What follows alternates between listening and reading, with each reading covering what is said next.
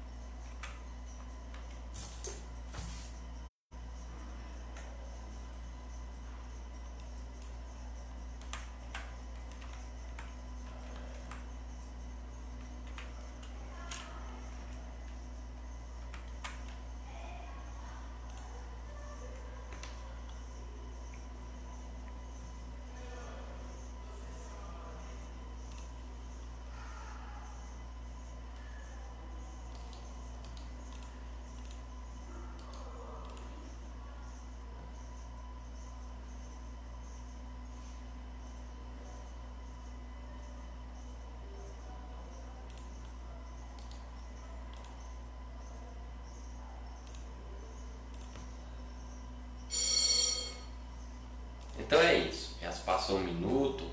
Então é de se ficar muito triste. Eu particularmente fiquei ao ver, ao pesquisar mais fundo sobre aquele incêndio que está devastando toda a floresta e quantas vidas animais não está sendo e já foi tirada. E eu quero falar mais detalhes sobre esse incêndio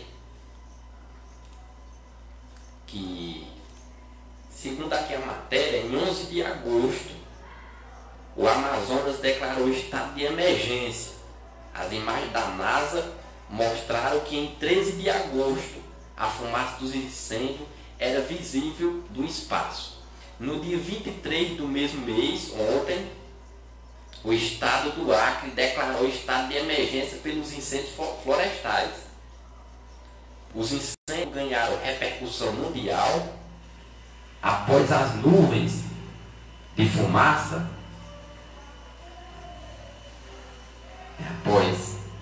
causada pelos incêndios florestais de Rondônia e Amazonas, escureceu o céu de São Paulo, a maior cidade do Brasil, que fica a mais de 2.700 quilômetros de distância, de acordo com o artigo da Vox.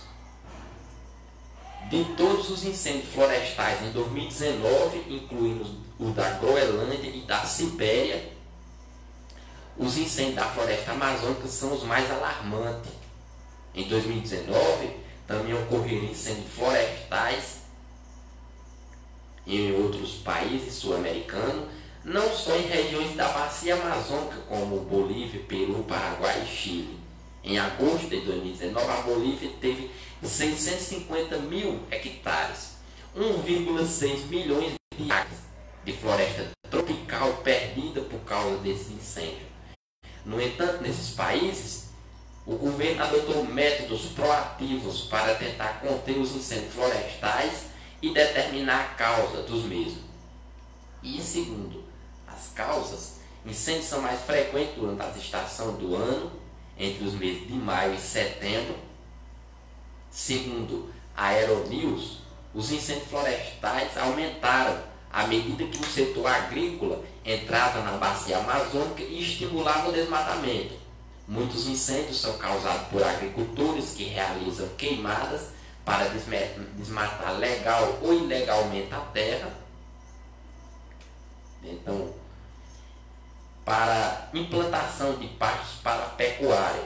Em agosto, fazendeiros locais do estado do Pará, Amazonas, publicaram um anúncio no jornal local sobre uma queimada ou dia do fogo em agosto, onde eles desmatam a terra para a criação de gado, queimando. Pouco depois houve um aumento do número de incêndios. nos últimos anos, grileiros foram cortados ilegalmente da floresta em terras indígenas do Brasil e outras florestas protegidas em toda a Amazônia, desde a eleição. E então é isso.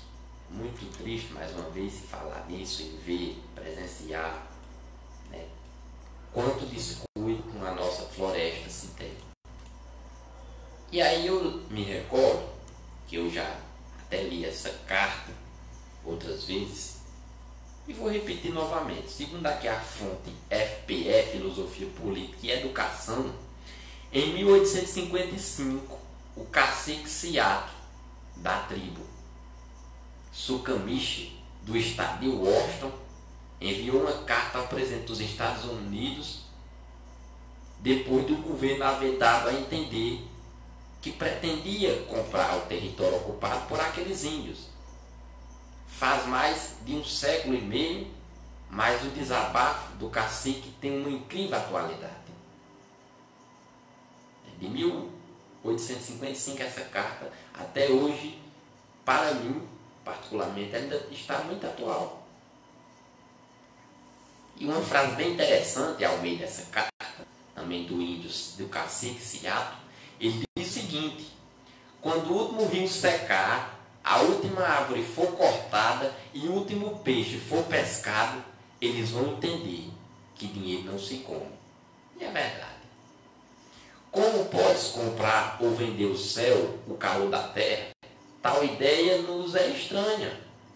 Se não somos donos da pureza do ar ou do resplendor da água, como então podes comprá-lo? E a carta diz o seguinte: o grande chefe de Washington mandou dizer que quer comprar nossa terra.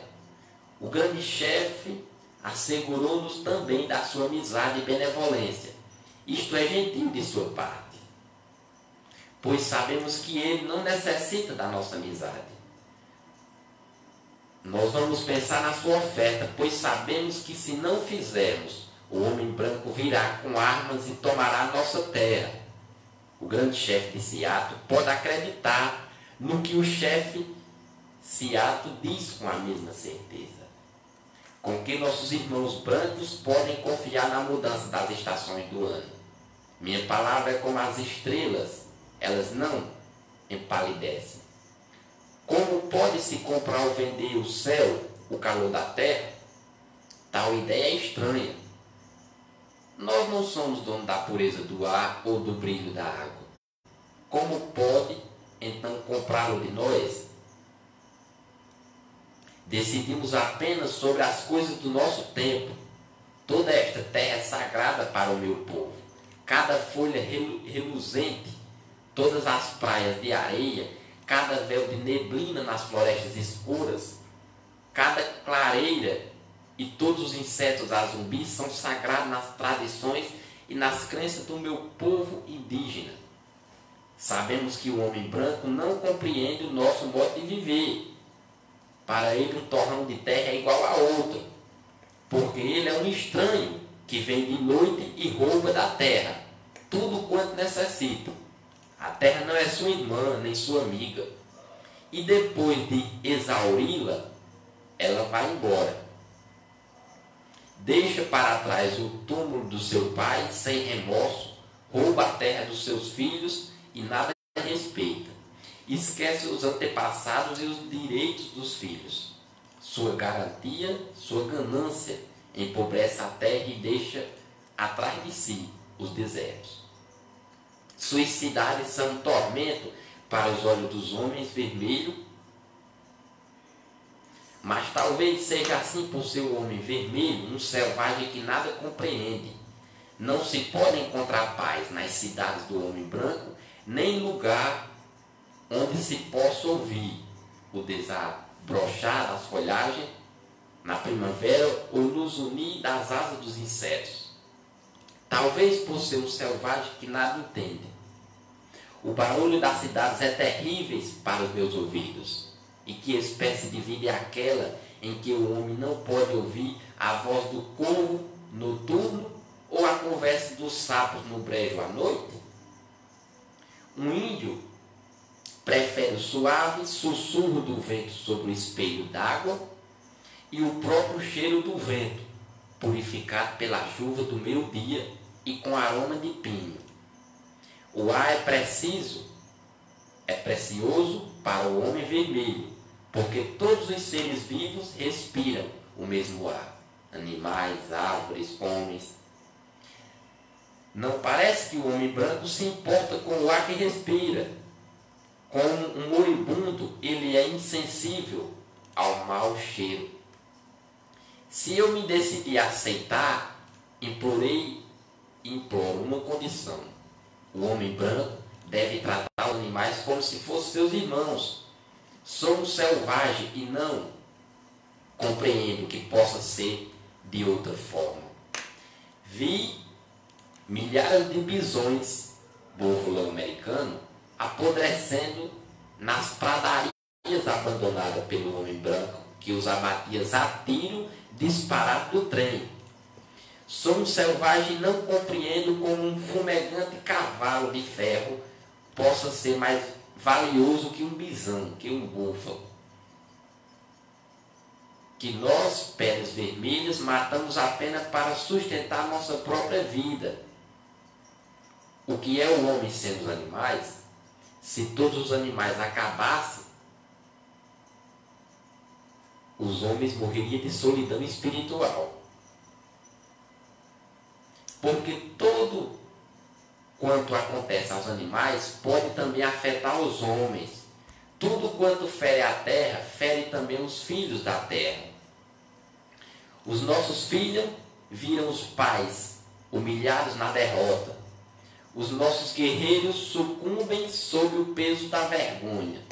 E depois da derrota, passam o tempo em ócio e envenenam seu corpo com alimentos adocicados e bebidas ardentes. Não tem grande importância onde passaremos os nossos últimos dias. Eles não são muitos, mas algumas horas ou até mesmo alguns invernos em nenhum dos filhos das grandes tribos que viveram nesta terra, ou que têm vagueado em pequenos bandos pelos bosques. Sobrará para chorar sobre os túmulos um povo que um dia foi tão poderoso e cheio de confiança como o nosso. De uma coisa sabemos, que o homem branco talvez venha a um dia descobrir o nosso Deus. É o mesmo Deus. Julga, talvez que pode ser dono dele da mesma maneira como desejar possuir a nossa terra. Mas não pode. Ele é Deus de todos e quer bem da mesma maneira ao homem vermelho como ao homem branco. A terra é amada por ele. Causar dano à terra é demonstrar desprezo pelo Criador. O homem branco também vai desaparecer. Talvez mais depressa do que as outras raças. Continua sujando a sua própria cama e há de morrer uma noite sufocado nos seus próprios dejetos. Depois de abatido o último búfalo e domado todos os cavalos selvagens, quando as matas misteriosas federem a gente, quando as colinas escapadas se encherem de fios que falam, onde ficarão então os sertões? Terão acabado e as águias terão ido embora? Restará dar a Deus a andorinha da torre e a caça, a fim da vida e o começo pela luta, pela sobrevivência. Talvez compreendêssemos com que sonha o homem branco, se soubéssemos quais as esperanças transmitem a seus filhos das longas noites de inverno. Quais visões do futuro oferece para que possa ser formados os desejos do dia de manhã? Mas nós somos selvagens. Os sonhos do homem branco são ocultos para nós. E por serem ocultos, temos que escolher o nosso próprio caminho. Se sentimos da venda, é para garantir as reservas que nos prometestes. Lá talvez possamos viver os nossos últimos dias como desejamos, depois que o último homem vermelho tiver partido e sua lembrança não passar da sombra de uma nuvem a pairar acima das pradarias, a alma do meu povo continuará a viver nessas florestas e praias, porque nós a amamos como um recém-nascido ama o bater do coração de sua mãe. Se te vendermos a nossa terra, ama como nós amamos, protege-a como a nós protegíamos. Nunca esqueça como era a terra quando dela tomou posse, e com toda a sua força, o seu poder e todo o seu coração, conserva para os seus filhos e ama como a Deus nos amas a todos. Uma coisa sabemos, o nosso Deus é o mesmo Deus. Esta terra é querida por Ele. Nem mesmo o homem branco pode evitar o nosso destino comum. Mas quando de sua desaparição vocês brilharem intensamente, iluminados pela força de Deus que os trouxeram à terra e por alguma razão especial lhes deu domínio sobre a terra e sobre o homem vermelho, esse destino é um mistério para nós. Pois não compreendemos que todos os búfalos sejam exterminados, os cavalos bravios sejam todos domados, os recantos secretos da floresta densa, impregnado do cheiro de muitos homens, e a visão dos morros obstruída por fios que falam. Onde está o arvoredo? Desapareceu. Onde está a águia? Desapareceu. E este é o final da vida e o início da sobrevivência. O fim do viver e o início do sobreviver. Termina a vida, começa a sobrevivência. Então essa é uma carta mais que belíssima do índio, do cacique da tribo, em 1855, quando o presidente dos Estados Unidos queria comprar aquelas terras que os índios habitavam. E os índios, segundo aqui a carta do cacique, ele disse que iria vender porque se não fizesse o homem branco, como ele disse, né, iria tomar a força da mão, né, iria tomar com as armas. E sabemos bem disso que é verdade. Se isso não tem acontecido, e a cada dia que passa é o que eu, você ouvinte, mais presenciamos. Esse maltrato à natureza. Algo tão belíssimo que tem. É tão importante para a sociedade em termos medicinal e em diversas outras coisas, né? Os animais também têm um grande poder na medicina, ajuda a curar até doenças raríssimas. E também a floresta. A floresta também, até hoje, os estudiosos ainda estudam a nossa Amazônia para descobrir outros tipos de medicamento que já descobri muito medicamento através dessas plantas medicinais. E aí, infelizmente, acontece o que está acontecendo. Até também porque as leis para essa área são muito brandas. Porque eu vejo dois viés. O primeiro a longo prazo e o segundo a curto prazo. A longo prazo só uma educação. Educação em casa, com as crianças, com seus filhos, sobre a proteção do meio ambiente. E a curto prazo, se é leis pesadas. E segundo a fonte Metro 1, a NASA diz que focos de incêndio na Amazônia têm assinatura do desmatamento. Pesquisadores da NASA afirmam que seus dados sobre queimadas no Brasil estão consistentes com o aumento abrupto que o Instituto Nacional de Pesquisas Espaciais, o INPE, constatou nas últimas semanas. Vimos sinais de que o desmatamento está aumentando neste momento, afirmou a Folha, chefe do Laboratório de Ciências Biosféricas do Centro de Voo Espacial da NASA, o Douglas Morton. O pesquisador aponta que é possível relacionar os principais focos de calor detectados pelos satélites Terra e Água da NASA ao corte raso de floresta da região e não a outros tipos de atividade não relacionada ao desmatamento. como limpeza de pastos, preparo de plantio ou queima de bagaços.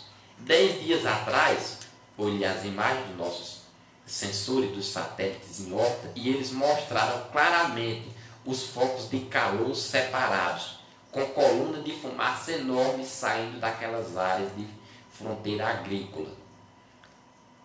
Com o novo progresso, a região da Terra do Meio, no Pará e o sudoeste do estado do Amazonas, declarou ele à reportagem. Não existe uma quantidade de combustível suficiente e alta para gerar aquelas colunas de fumaça. Se aquilo for somente limpeza de pasto, por exemplo, avalia. O padrão de nuvens visto da região é conhecido como pirocúmulo e está associado a fogo ou atividade vulcânica. Morton pontua que a última vez que um cenário assim foi capturado por satélite da NASA na Amazônia foi nos anos de 2002 a 2004, quando o desmatamento anual superava os 20 mil quilômetros quadrados por ano. Nota divulgada pelo site Observatório da NASA foi extensamente compartilhada em redes sociais por perfis de redes bolsonaristas, por incluir a informação de que a atividade total de fogo ao longo da bacia amazônica neste ano esteve perto da média em comparação aos últimos 15 anos. Morton confirma que o texto está correto porque o ano de 2004 está incluído. No entanto, os dados daquele ano inflam a média por ter sido mais que o triplo do desmate anual típico dos últimos 7 anos. As informações não podem ser usadas, por exemplo, a fim de negar uma tendência alta do aumento do desmate deste ano. O programa de queimadas do INPE não emitiu relatório sobre a origem das queimadas de 2019. No entanto, deixa disponível em seu site os dados com diversos recortes. Em nota técnica assinada por 4 cientistas, a ONG Instituto de Pesquisa Ambiental da Amazônia, o INPAM, dá seu parecer sobre os números. Os números de focos de incêndio para a maioria dos estados da região amazônica já é, ainda em agosto, o maior dos últimos 4 anos e um índice impressionante, pois a estiagem desse ano está mais branda do que aqueles observados nos anteriores, destaca o grupo encabeçado pelo pesquisador Divino Silvério. Segundo aqui a fonte Eu País, um dos maiores jornais de circulação do mundo, está entre os 10, ondas de incêndio da Amazônia sobe e governo admite descontrole criminoso. Embora reconheça o problema que antes negava, o presidente Bolsonaro insinua que ONGs podem estar por trás das queimadas que já atingem reservas indígenas. As florestas queimam como nunca antes nos últimos 5 anos no Brasil. O país registrou entre janeiro e o último dia 19 de agosto um aumento de 83% das queimadas em relação ao mesmo período de 2018, com 72.843 focos de incêndio até o momento. Os dados são do Instituto Nacional de Pesquisas Espaciais, o INPE, que monitora o desmatamento por meio de imagens de satélite. Foi desacreditada pelo presidente Jair Bolsonaro, que chegou a questionar a veracidade dos dados de desmatamento do Instituto. O fogo está progredindo mesmo em área de proteção ambiental. 68 incêndios foram registrados em territórios indígenas e áreas de conservação somente nesta semana. A maioria deles da região amazônica. O estado de Mato Grosso, na região centro-oeste do Brasil, lidera as queimadas com 13.682 focos de incêndio em 2019. Um aumento de 87% em relação ao mesmo período do ano passado. Segundo o INPE, mesmo entre julho e setembro, quando é proibido promover queimadas naqueles estados, houve um aumento de 205% no número de incêndios.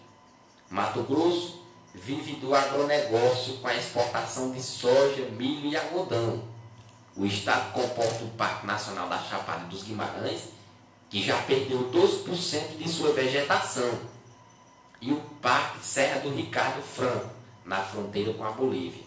Considerado pela Unesco como Patrimônio Natural da Humanidade, o Pantanal é um bioma endêmico no Brasil, que também queimou nesta semana. É outro ecossistema, ameaçado no Mato Grosso. Lá é difícil combater o fogo, já que não há estrada na região e apenas pequenos barcos podem circular por um labirinto de rios. O desmatamento e as queimadas ganharam repercussão internacional, principalmente depois que São Paulo, a cidade mais industrializada do país, a 3.000 quilômetros da Amazônia, viu o céu escurecer na última segunda, como consequência do mau tempo misturado a fumaça queimadas vindas do norte e da região central. Um teste realizado pelo Jornal Nacional mostrou que a água da chuva daquele dia estava contaminada com fuligem de fogo. Quem resistia aos alertas dos ambientalistas sobre a seriedade do momento para a floresta se convenceu ao ver com seus próprios olhos as consequências dos incêndios. Forças da Amazônia desmatadas invadiram as redes sociais e a pressão sobre o presidente Jair Bolsonaro cresceu como nunca antes. Fiel ao seu estilo, o presidente Bolsonaro inverteu as responsabilidades. Ele rotulou as ondas de queimada florestais do país de criminosa nesta quarta-feira e, sem apresentar evidência, disse que as ONGs que atuam na proteção ambiental podem estar envolvidas em incêndios ilegais. Pode haver, não estou afirmando, uma ação criminosa dessas ONGs para chamar a atenção precisamente contra mim, contra o governo do Brasil. Esta é a guerra que enfrentamos. Faremos todo o possível e impossível conter o fogo criminoso, disse ele. O fogo ocorre principalmente em prioridades particulares, em propriedades. Desde janeiro, 60% dos focos de incêndio ocorreram em áreas privadas registradas no Cadastro Ambiental Rural do Brasil, 16% em terras indígenas e 1% em áreas protegidas. Parte dos focos de incêndio em áreas protegidas e uma consequência do desmatamento. Segundo o relatório do Instituto de Pesquisa Ambiental da Amazônia, IPAM, publicação na terça-feira, muitas dessas áreas também sofreram invasões e arrendamentos de terras ilegais. Os 10 municípios da Amazônia que mais queimaram foram os que apresentaram as maiores taxas de desmatamento.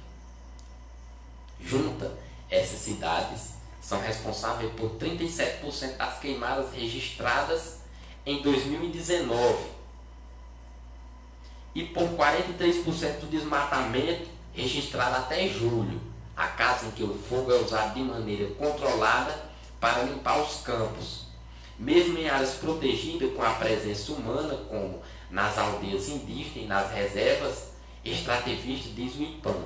Mas há o saúde e controle. Como o próprio governo e o Ministério do Meio Ambiente reconhecem, a situação é realmente preocupante e vamos trabalhar para combater as queimadas, admitiu o ministro Ricardo Salles, quando participava de uma reunião sobre mudanças climáticas. Ricardo Salles sentiu a sensibilidade do momento enquanto falava na abertura do evento. Ele foi vaiado pela audiência enquanto tentava se fazer ouvir.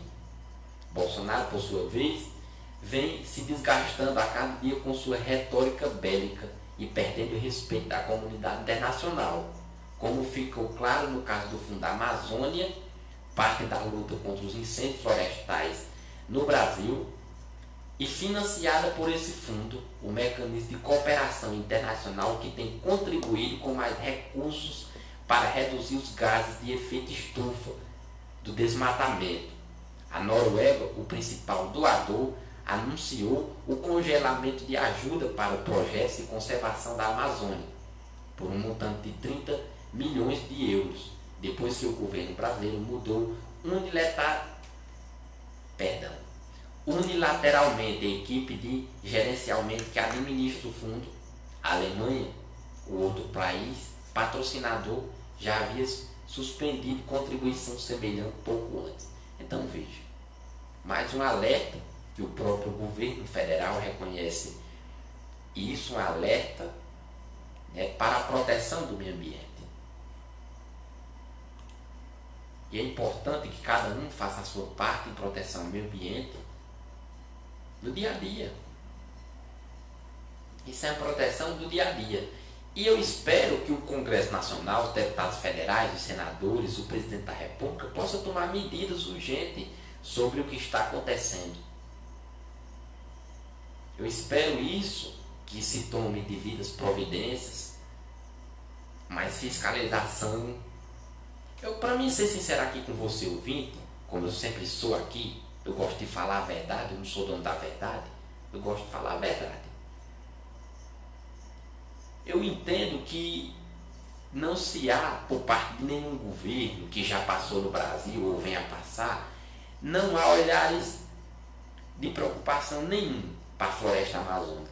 O único olhar que se vê de um tempo para cá, na área da politicagem, travestido de política, é olhar capitalista. Não está nem aí com floresta, passa por cima para plantio. Quer saber do dinheiro, é a ganância pelo dinheiro, é a luta pelo dinheiro. É o ouro que foi atualizado. Aquele ouro de antigamente da Serra Pelada ali é fichinha, hoje o novo ouro é o agronegócio. Então não se tem nenhum. Porque se um presidente do país, um Congresso Nacional, quiser tomar medida, toma. O satélite está ali vigiando 24 horas. Segundo aquelas informações, o responsável lá pelo departamento lá da NASA disse que via satélite. Então, esse satélite é muito bom. O satélite tem um poder de zoom que vocês nem imaginam. Então, para que fiscalização melhor via satélite?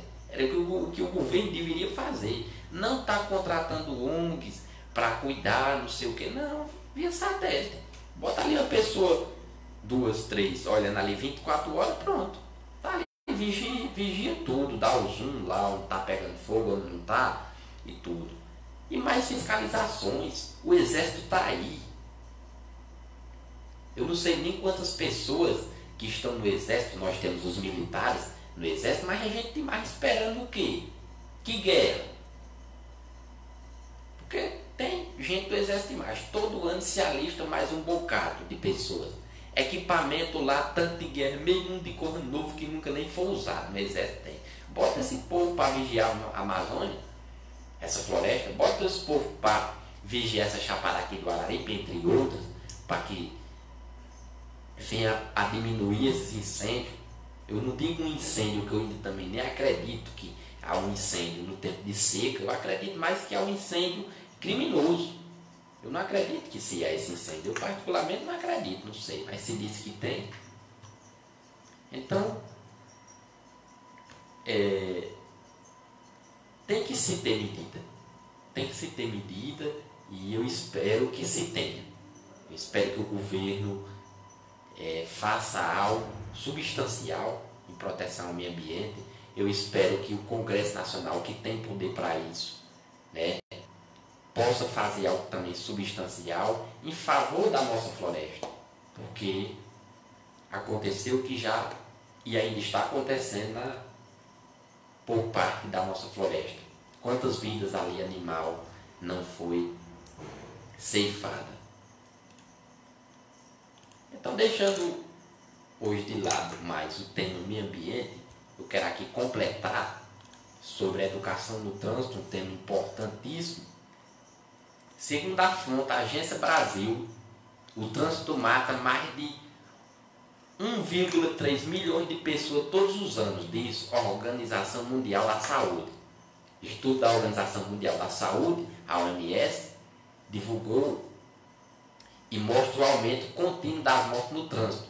Pelos dados do relatório, mais de 1,35 milhão de pessoas perdem a vida todos os anos em decorrência de acidente de trânsito.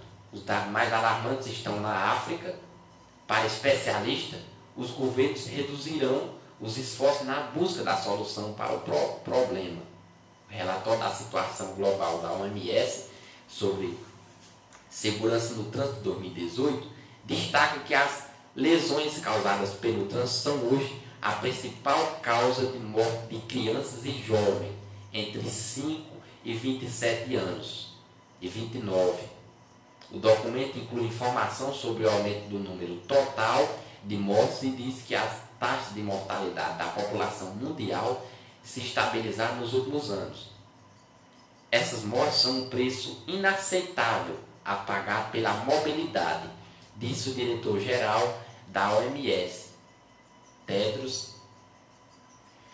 Este relatório é um apelo aos governos e parceiros para que tomem medidas muito maiores para executar essas medidas, acrescentou o diretor-geral da Organização Mundial de Saúde. Os relatórios de status global da OMS sobre segurança no trânsito são divulgados a cada 2 ou 3 anos e servem como ferramenta de monitoramento para a década de ação para a segurança viária 2011 a 2020. Mortes pelo relatório risco de trânsito é 3 vezes maior nos países de baixa renda do que nos países de alta renda. As taxas são mais elevadas em países da África e as mais baixas na Europa.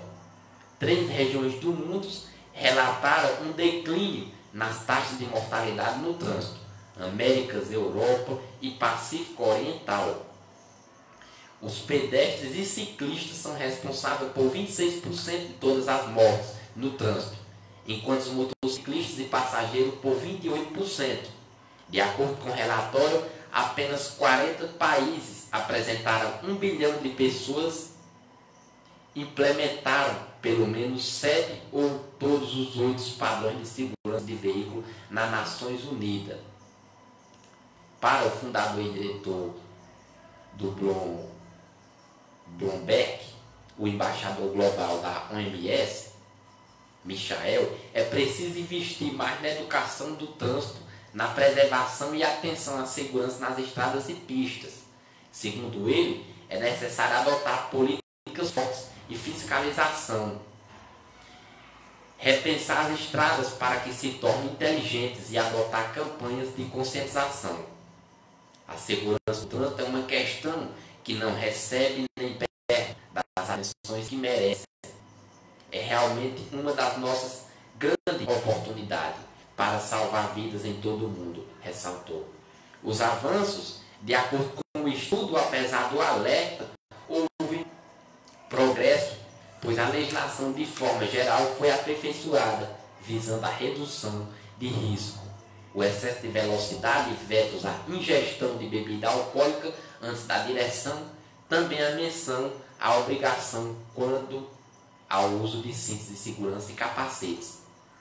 Ainda a citação da preocupação com os cuidados com as crianças, da adoção de infraestrutura mais segura, como calçadas e pistas exclusivas para ciclista e motociclista, melhores padrões de veículos, como os que exigem controle eletrônico de estabilidade e frenagem avançada e aprimoramento dos cuidados depois de uma colisão. O relatório diz ainda que essa medida contribuirão para a redução das mortes no trânsito em 48 países de renda média e alta, porém informa que não há dados sobre redução no total de mortes referindo-se aos países de baixa renda. Então, segundo esses dados, é um alerta urgente. Mais de 1,3 milhões de pessoas são mortas no trânsito anualmente. E segundo a agência Brasil, o Brasil reduz mortes no trânsito, mas está longe da meta para 2020. As mortes por acidente de trânsito no país estão em queda. Um levantamento inédito feito pelo Ministério da Saúde divulgou que marca o início da semana no trânsito, aponta que em 6 anos houve uma redução de 27,4% nos óbitos nas capitais do país. Em 2010, foram registrados 7.952 óbitos. contra 5.773 em 2016, o que representa uma diminuição de 2,1 mil mortos no período. Apesar da redução, o país segue longe da meta estabelecida pela Organização das Nações Unidas, a ONU, que prevê redução de 50% no número de vítimas em 2010 e em 10 anos contados a partir de 2011. Além disso, considerando todas as cidades do Brasil, não apenas as capitais, foram registradas 37.345 mortes no trânsito só em 2016, que é o último ano com dados disponíveis no Sistema de Informações sobre Mortalidade, o SIM, do Ministério da Saúde. O número é 14,8 menor do que o registrado, por exemplo, em 2014, quando ocorreram 43.870 óbitos no trânsito brasileiro. A metade do país, em 2020, é não ultrapassar o número de 19 mil vítimas fatais por ano. Esse número de 37 mil vidas perdidas em acidentes por ano é superior à população de muitas cidades brasileiras. Infelizmente, quando boa parte da população pensa em trânsito, o que vem à mente são os congestionamentos e chamada industrial da multa. Mas o que temos é uma indústria da dor e da morte, afirma Renato Capestrini, advogado, especialista em trânsito e gerente técnico do Observatório Nacional de Segurança Viária. Além das mortes, 600 mil pessoas ficam com sequelas permanentes todos os anos em decorrência de acidentes de trânsito. Relatório da Organização Mundial da Saúde mostra que o Brasil aparece em quinto lugar entre os países recordistas em mortes no trânsito, atrás somente da Índia, China, Estados Unidos e Rússia. Além desse, Irã, México, Indonésia, África do Sul e Egito estão entre os países de trânsito mais violentos do planeta. Junto, essas 10 nações são responsáveis por 62% das 1,2 milhão de mortes por acidente de trânsito que ocorrem no mundo todos os anos. Além dos mortos, acidentes de trânsito resultam em mais de 50 milhões feridos a cada ano. No Brasil, mais de 60% dos leitos hospitalares do Sistema Único de Saúde são ocupados por vítimas por acidente de trânsito. Nos centros cirúrgicos do país, 50% da ocupação também são por vítimas de acidentes rodoviários. Segundo o Observatório de Segurança Viária, os acidentes no trânsito resultam um custo anual de 52 bilhões de reais à saúde. Todos os acidentes de trânsito, com vítimas fatais ou não, resultam em 52 bilhões de reais. 10 anos da lei seca. A redução dos óbitos pode estar relacionada às ações de fiscalização após a lei seca, que neste ano completou 10 anos de vigência. Além de mudar os hábitos brasileiros, a lei trouxe um maior rigor na punição e no bolso de quem a desobedece, com regras mais severas para quem misturar bebida com direção. A diretora do Departamento de Vigilância de Doenças e Agravos Não Transmissíveis e Promoção da Saúde do Ministério da Saúde, eita nome grande lascado, Maria de Fátima Marinho, avalia que a diminuição das mortes no trânsito mostra que os brasileiros têm mudado. Aos poucos, as atitudes prezando cada vez mais pela segurança. Houve um aprimoramento na legislação, aumento na fiscalização e alguns programas estratégicos, como a vida no trânsito. No entanto, o número de óbitos e internações ainda preocupam, especialmente os de motociclistas. Precisamos avançar na mobilidade segura para reduzir esses números, enfatizou Maria de Fátima Marinho. A fiscalização reduz mortes. Um estudo recente do Observatório de Segurança Viária mostrou que só na eficácia da lei seca nos estados que realizam o maior número de blitz de fiscalização, no Brasil a taxa média nacional de fiscalização é de 1 em cada 500 veículos da frota total do país, enquanto em países como Portugal e Espanha, essa média é de 1 a cada 5 veículos da frota. Na França, essa taxa é ainda melhor. 1 a cada 3 veículos do país são fiscalizados em blitz. Então isso aqui é um dado muito impressionante, que segundo aqui o Observatório de Segurança Viária, nas blitz feitas, cada veículo parado corresponde a 500 que não foram. Você parou tem 500 que não foram parados. E em Portugal e Espanha, a cada veículo parado, só ficou 5 a não ser parado, a não ser fiscalizado em todo o país.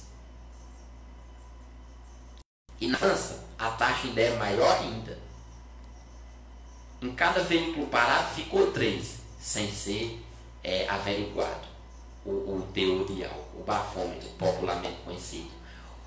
Os estados que têm mais fiscalização têm menor e menos acidentes relacionados à combinação entre álcool e direção. Quando ele tem a sensação de que a fiscalização está presente, acaba mais prudente, explica Renato Capestrini, entre as unidades da federação analisando Pernambuco, Ceará, Alagoas, Amazonas, Rio de Janeiro, Bahia e Paraíba conseguiram reduzir para menos de 9 o número de motoristas flagrados em operações da lei seca. Este mesmo estado são, pelas estatísticas, os que realizam o maior número de fiscalizações. O tema da Semana Nacional do Trânsito de 2018 era Nós Somos o Trânsito, prevista no Código Brasileiro de Trânsito, CTB, e organizada anualmente entre os dias 18 e 25 de setembro. A semana busca conscientizar condutores de veículos e motociclistas e respeitar a legislação e ajudar a construir um ambiente viário mais seguro. Segundo o Registro Nacional de Infrações de Trânsito, do Departamento Nacional de Trânsito, DENATRAN, entre as 5 principais infrações cometidas por motorista e motociclista estão excesso de velocidade, falta de segurança e avanço de sinal vermelho. Cerca de 95% dos acidentes são causados por falha humana ou falha mecânica, por falta de manutenção, o que também não deixa de ser uma falha humana do condutor. É preciso mudar, de fato, a cultura do trânsito, afirma Capestrini, do Observatório de Segurança Viária. Segundo o especialista, além de reforçar a fiscalização no trânsito com a realização de um maior número de fiscalização, o país precisa avançar na forma dos seus condutores. A morte é, reconhecidamente, um dos veículos que causam o maior número de vítimas fatais no trânsito. Mas para tirar a habilitação, o motociclista faz a prova em circuito fechado, em primeira marcha, e apenas com o funcionamento do freio traseiro. Isso precisa ser revisto. Então, os dados são alarmantes. Mesmo com a lei seca, ainda continuam muitas mortes.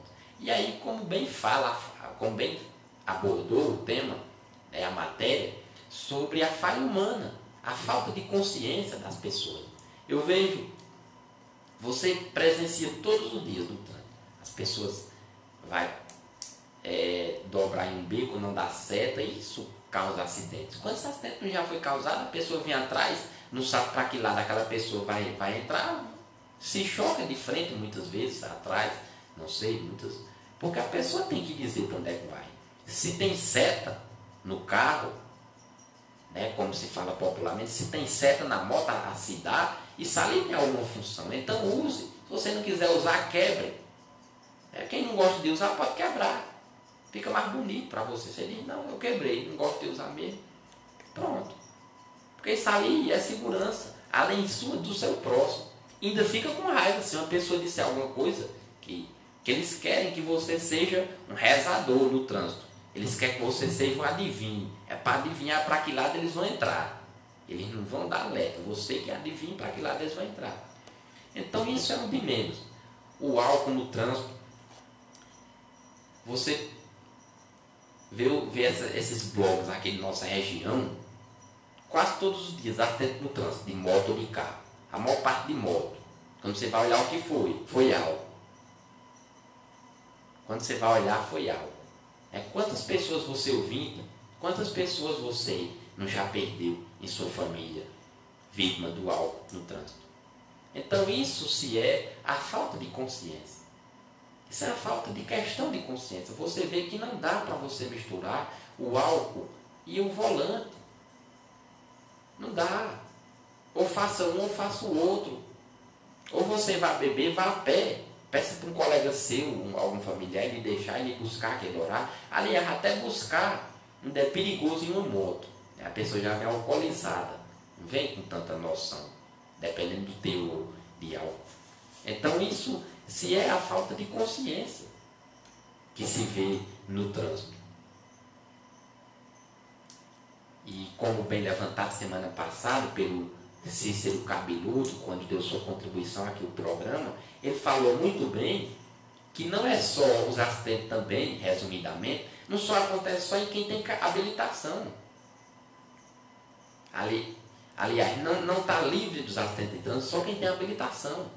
Hoje você presencia, você conhece muitas pessoas que têm habilitação e não respeitam o trânsito. E eu vejo que quem mais respeita é quem não tem, porque ele já está com dois medos. O primeiro medo da polícia é pegar a sua moto ou seu carro que está errado, e o segundo é pegar ele sem habilitação. Porque a maior parte dos que não tem carteira, o carro ou a moto não está em dias. Ele já está todo irregular. Então ele já anda com medo duas vezes. A primeira é de pegar o veículo dele que não está certo, e a segunda é de pegar ele sem habilitação. Então esse é quem anda com medo. Os que têm habilitação já estão no jeito de bota por cima de pau e de pedra, como se usa essa expressão. Então, eu faço um alerta a você ouvir, que se tenha consciência no trânsito. Se você não estiver pensando em você, pensa no seu próximo, que você pode ferir. Pensa até no familiar seu, também que pode ir no trânsito. Pense no seu filho, em sua filha, em alguma pessoa que vê os seus atos e os segue, por achar que estão corretos. Então é algo essencial, que como os dados são alarmantes de quantas vidas no trânsito, mais de 37 mil pessoas morrem no trânsito só aqui no Brasil. E um dado alarmante de quantas ficam com sequela. Quantas pessoas não ficam com aposentadoria no INSS por alguma deficiência causada vítima de acidente no trânsito. Então, fico alerta a você ouvinte sobre essa consciência no trânsito. E antes de encerrar, eu quero aqui mandar aqui uns abraços fraternos para alguns familiares meus. Fiquei sabendo, né, que foi divulgado que eu faço o programa aqui na rádio, e os mesmos moram em Brasília, né, a capital federativa do Brasil. A primeira pessoa que irei mandar aqui um abraço fraterno, familiar, primos e primas, é Ziulaila Pinto, em Brasília. Um abraço fraterno para você. A outra é Zilene Pinto. Outro abraço, grande abraço fraterno a você. Zilclene Pinto. Essa família aí nossa só botou com Z o nome do povo. Sandra Pinto. Um abraço fraterno. Raí Pinto e Lu Pinto, diretamente de Brasília, assistindo o nosso programa A Voz de Paulo Henrique Maia. E outro é o tio Antônio Pinto, também em Brasília, e não poderia faltar o meu primo Irandim em São Paulo, também escutando, assistindo pelo Facebook o programa A Voz de Paulo Henrique Maia. E uma boa tarde. Quero desejar uma boa tarde a você, ouvinte. Agradeço pela sua permissão de estar aí na sua casa e fique na paz.